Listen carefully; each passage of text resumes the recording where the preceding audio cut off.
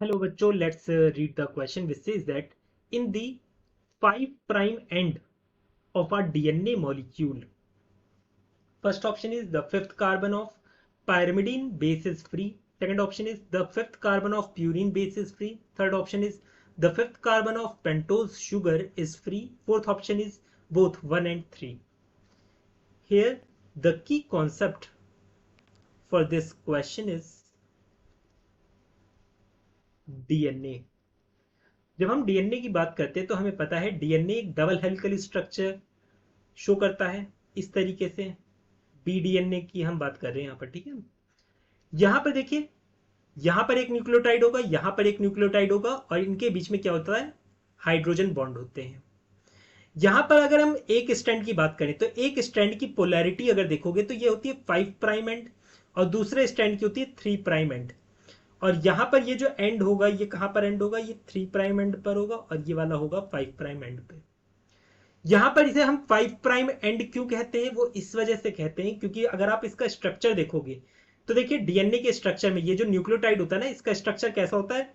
एक तो होती है इसमें पेंटोज शुगर, कुछ इस तरीके से, ये है पेंटोज शुगर। यहां पर होता है नाइट्रोजन बेस, यहां पर बेस लिख दे रहा हूं, ठीक है, बेस। ये बेस होता है इस तरीके से। ये होता है पहला कार्बन, ध्यान देना, ये फर्स्ट कार्बन है, ये सेकंड कार्बन है, ये थर्ड कार्बन है, ये फोर्थ कार्बन है। और यहां पर क्या होता है, यहां पर एक कार्बन ग्रुप होता है और फिर इस कार्बन ग्रुप से ऑक्सीजन और फिर फॉस्फेट, यहां पर O, यहां पर डबल बॉन्ड O, यहां पर OH, इस तरीके से जुड़े रहते हैं। और ये कार्बन कौन सी है, फिफ्थ कार्बन है, ठीक है।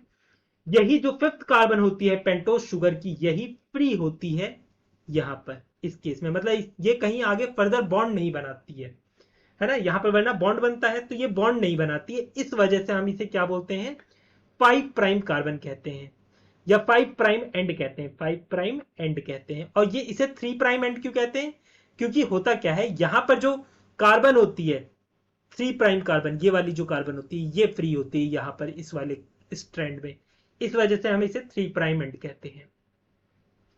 अब यहां से बस यही हमें बताना है।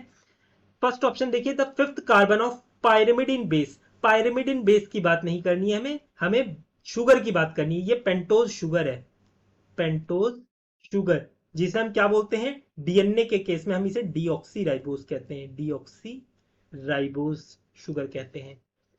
तो ये तो हमारा आंसर होगा नहीं। सेकंड देखिए, बोला गया था fifth carbon of purine base. Purine base भी नहीं, क्योंकि प्यूरिन बेस क्या है, एक नाइट्रोजन बेस है, बल्कि हमें शुगर की बात करनी है। थर्ड देखिए, बोला गया था fifth carbon of pentose sugar. हाँ, ये पेंटोज शुगर यहाँ पर करेक्ट दे रखा है, तो ये वाला हमारा करेक्ट होगा। तो यहां से हमारा आंसर हो जाता है ऑप्शन थर्ड, इसका करेक्ट आंसर है। I hope you understood it well, best of luck.